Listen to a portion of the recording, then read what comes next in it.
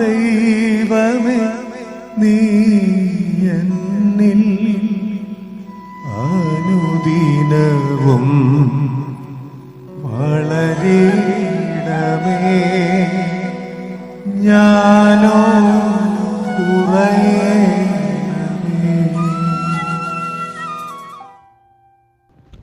വിശുദ്ധ യോഹന്നാന്റെ സുവിശേഷം അധ്യായം 15. അക്കാലത്ത് യേശു തന്റെ ശിഷ്യന്മാരോട് അരുൾ ചെയ്തു, ഞാൻ പിതാവിന്റെ അടുത്ത് നിന്ന് അയക്കുന്ന സഹായകൻ, പിതാവിൽ നിന്ന് പുറപ്പെടുന്ന ആ സത്യാത്മാവ് വരുമ്പോൾ അവൻ എന്നെക്കുറിച്ച് സാക്ഷ്യം നൽകും. ആരംഭം മുതൽ എന്നോട് കൂടെ ഉണ്ടായതുകൊണ്ട് നിങ്ങളും സാക്ഷ്യം നൽകും. നിങ്ങൾക്ക് ഇടർച്ച ഉണ്ടാകാതിരിക്കേണ്ടതിനാണ് ഞാനിതെല്ലാം നിങ്ങളോട് പറഞ്ഞത്. അവർ നിങ്ങളെ സിനഗോഗിൽ നിന്ന് പുറത്താക്കും. നിങ്ങളെ കൊല്ലുന്ന ഏവനും താൻ ദൈവത്തിന് ബലിയർപ്പിക്കുന്നു എന്ന് കരുതുന്ന സമയം വരുന്നു.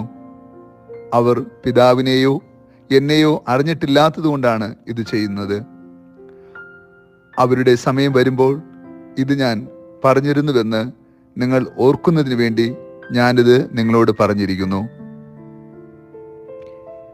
ഈശോയിൽ ഏറ്റവും സ്നേഹമുള്ള പ്രിയ ദൈവമക്കളെ, ഈ വിശുദ്ധ പ്രഭാതത്തിൽ നാം ദൈവത്തിന്റെ സന്നിധിയിൽ പ്രാർത്ഥനാപൂർവമായിരിക്കുമ്പോൾ സത്യാത്മാവിന്റെ ചൈതന്യം ധ്യാനിക്കാം.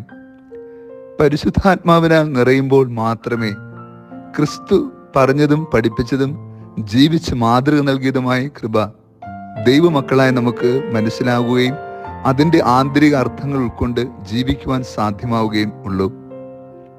ഉദ്ധിതനായ യേശുവിൻ്റെ സാന്നിധ്യം അവർക്ക് വലിയ പ്രതീക്ഷയും ആനന്ദവും ധൈര്യവും നൽകിയെങ്കിലും പരിശുദ്ധാത്മാവ് വന്ന ശേഷം മാത്രമാണ് അവർ ശക്തി പ്രാപിച്ചത്.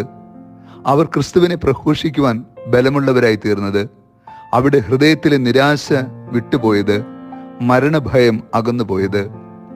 സത്യാത്മാവ് വരുമ്പോൾ അവൻ ക്രിസ്തുവിനെ കുറിച്ച് സാക്ഷ്യം നൽകുമെന്നാണ് യേശു പറയുക.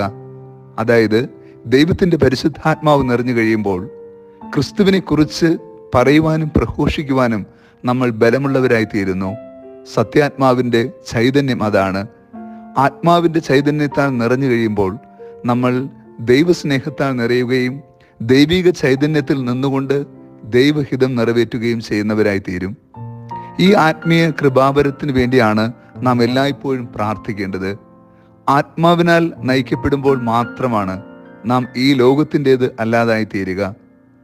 തീർച്ചയായും പരിശുദ്ധാത്മാവ് ഒരു വ്യക്തിയിൽ വന്നു നിറയുമ്പോൾ അവൻ വാക്കിലും പ്രവൃത്തിയിലും ജീവിതത്തിലും ദൈവോന്മുഖമായി ചിന്തിക്കുകയും പ്രവർത്തിക്കുകയും ജീവിക്കുകയും ചെയ്യുന്ന വ്യക്തിയായി മാറും. നമുക്ക് ഈ കാലഘട്ടത്തിൽ വളരെ ചുരുക്കമായി മാത്രം കണ്ടെത്തുന്ന വ്യക്തികളാണവർ. നമ്മൾ ഓരോരുത്തരും ക്ഷണിക്കപ്പെട്ടിരിക്കുന്നതും വിളിക്കപ്പെട്ടിരിക്കുന്നതും ആത്മാവിനാൽ നയിക്കപ്പെടുവാൻ വേണ്ടിയാണ്. ഈ പരിശുദ്ധാത്മാവാകട്ടെ ദൈവത്തിൻ്റെ ദാനമാണ്. വിശ്വാസത്തോടും പ്രത്യാശയോടും തീഷ്ണതയോടും കൂടി നാം ദൈവാത്മാവിന് വേണ്ടി പരിശ്രമിച്ചാൽ ഈ സത്യാത്മാവ് നമ്മുടെ മേൽ ചൊരിയപ്പെടും. നമ്മൾ പരിശുദ്ധാത്മാവിനാൽ നിറഞ്ഞു കഴിയുമ്പോൾ നമ്മുടെ ജീവിതത്തിൽ ഒത്തിരി മാറ്റങ്ങൾ ഉണ്ടാകും.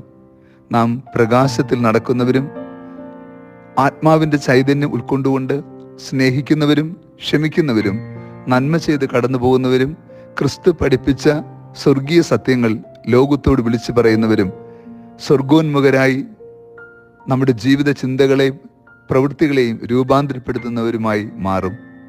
ഇത് വലിയൊരു അനുഭവമാണ്. അപ്പോസ്തലനായ പൗലോസ് തൻ്റെ പ്രേക്ഷിത യാത്രയിൽ ദൈവാത്മാവിനാൽ നിറഞ്ഞ് പ്രാർത്ഥന കേന്ദ്രീകൃതമായി ജീവിച്ചപ്പോൾ അദ്ദേഹത്തിൻ്റെ ജീവിതം അനേകർക്ക് മാനസാന്തരത്തിന് കാരണമായി. അദ്ദേഹം അനേകം കുടുംബങ്ങളെ, വ്യക്തികളെ, സമൂഹത്തെ മാനസാന്തരത്തിലേക്ക് നയിച്ചു. അവരെല്ലാവരും ക്രിസ്തുവിൻ്റെ സാക്ഷികളായി തീർന്നു. പരിശുദ്ധാത്മാവ് വന്നു കഴിയുമ്പോൾ നിങ്ങൾ ഭൂമിയുടെ അതിർത്തികളോളം എനിക്ക് സാക്ഷ്യം നൽകും എന്നും പരിശുദ്ധാത്മാവ് നിങ്ങളെ ശക്തിപ്പെടുത്തുമെന്നും യേശു നമ്മെ ഓർപ്പെടുത്തി. അതിന്നും തുടരുക തന്നെ ചെയ്യുന്നു. നാം ഏറ്റവും കൂടുതൽ ആഗ്രഹിക്കേണ്ടത് ഈ പരിശുദ്ധാത്മാവിൻ്റെ നിറവിനാണ്. ആത്മാവിനാൽ നിറയുമ്പോൾ മാത്രമാണ് പുണ്യപൂർണതയിൽ ജീവിക്കുവാൻ നമ്മൾ യോഗ്യരായി തീരുക.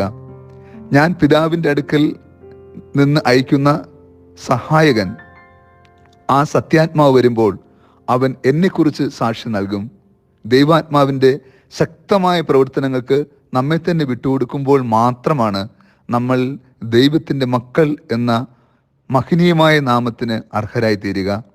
മനുഷ്യഹൃദയങ്ങളെ ചലിപ്പിക്കുന്ന പരിശുദ്ധാത്മാവ് നമ്മുടെ പ്രവൃത്തികളിലൂടെ നമ്മളെ നയിക്കുന്ന ആത്മീയ കൃപയുടെ നിറവായി രൂപാന്തരപ്പെടും. ഹൃദയങ്ങൾ ദൈവത്തിന് സമർപ്പിക്കപ്പെടുമ്പോൾ, ദൈവത്തിൻ്റെ ഇഷ്ടത്തിന് വിധേയരാകുമ്പോൾ നമ്മുടെ ജീവിതം മാതൃകപരമായ ജീവിതമായി തീരും. പരിശുദ്ധാത്മാവിൻ്റെ കൃപാവരത്താൽ നിറഞ്ഞ് വാക്കിലും പ്രവൃത്തിയിലും ജീവിതത്തിലും ദൈവോന്മുഖരായി തീരുവാനും സത്യത്തിൻ്റെ ആത്മാവിന് സാക്ഷ്യം വഹിക്കുന്നവരായി തീരുവാനും വേണ്ട ആത്മീയ കൃപ നമ്മുടെ മേൽ ചൊരിയണമേ എന്ന് ഈ ദിനം പ്രാർത്ഥിക്കാം. കർത്താവ് നിങ്ങളോട് കൂടെ. സർവശക്തനായ ദൈവം, പിതാവും പുത്രനും പരിശുദ്ധാത്മാവും നമ്മെ സമൃദ്ധമായി അനുഗ്രഹിച്ച് ആശീർവദിക്കുമാറാകട്ടെ. ആമേൻ.